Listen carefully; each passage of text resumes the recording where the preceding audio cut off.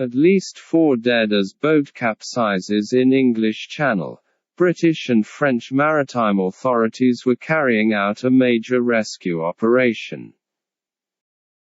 A day after Prime Minister Rishi Sunak of Britain announced new plans to slow such crossings.